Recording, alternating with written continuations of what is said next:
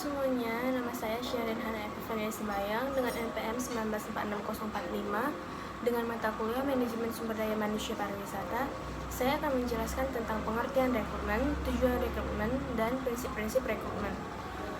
Yang pertama, pengertian rekrutmen. Pengertian rekrutmen adalah serangkaian kegiatan yang dimulai ketika sebuah perusahaan atau organisasi memerlukan tenaga kerja dan membuka lowongan sampai mendapatkan calon karyawan yang diinginkan atau qualified sesuai dengan jabatan atau lowongan yang ada.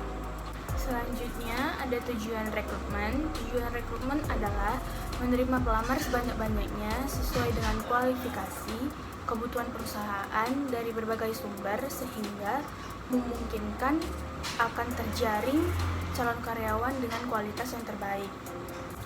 Next, itu ada prinsip-prinsip rekrutmen.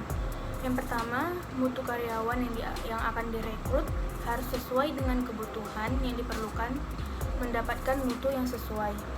Yang kedua, jumlah karyawan yang diperlukan harus sesuai dengan job yang tersedia. Yang ketiga, biaya yang diperlukan diminimalkan. Yang keempat, perencanaan dan keputusan-keputusan strategis tentang perekrutan. Yang keenam, itu ada flexibility yang biasa disebut dengan kelulusan dari seorang karyawan. Yang terakhir ada pertimbangan-pertimbangan hukum. Saya akan menjelaskan rekrutmen dalam sebuah perusahaan.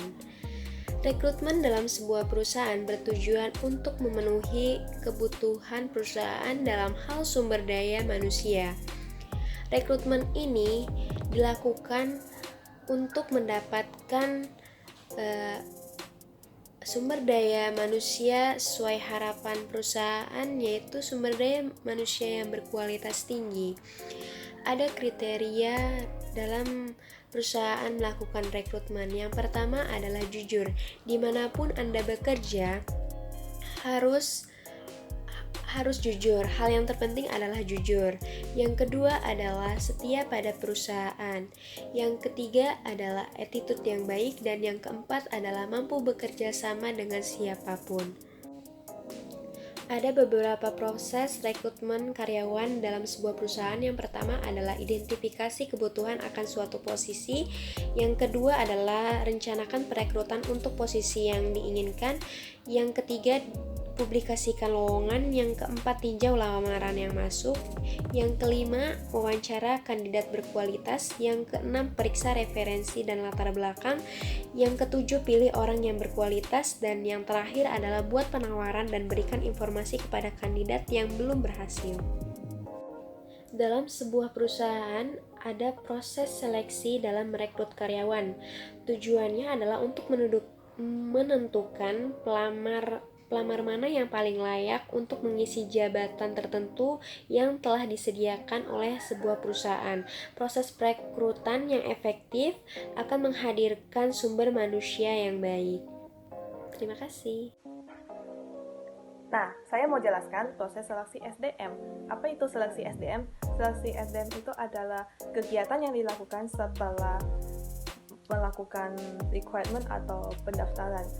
Hal ini bertujuan untuk memilih pelamar yang sudah memenuhi syarat yang akan ditetapkan sebagai karyawan dalam suatu perusahaan tersebut. Jadi, di seleksi itu ada instrumen atau alat yang digunakan. Yang pertama itu surat-surat rekomendasi. Yang kedua, format lamaran. Yang ketiga, tes kemampuan. 4, tes potensi akademik atau ability test. Yang kelima, tes kepribadian.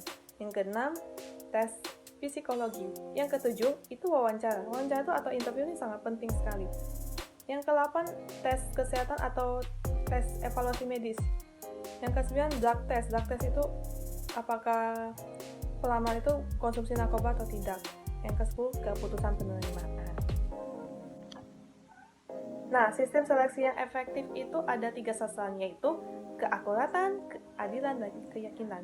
Jenis-jenis seleksi ada 3, yaitu yang pertama, seleksi administrasi. Seleksi administrasi itu meliputi ijazah, riwayat hidup, domisili, surat lamaran, pas foto, surat keterangan sehat, bebas narkoba, dan lain-lain. Pokoknya yang berkaitan dengan hal-hal yang harus ditampilkan. Yang kedua itu seleksi tertulis.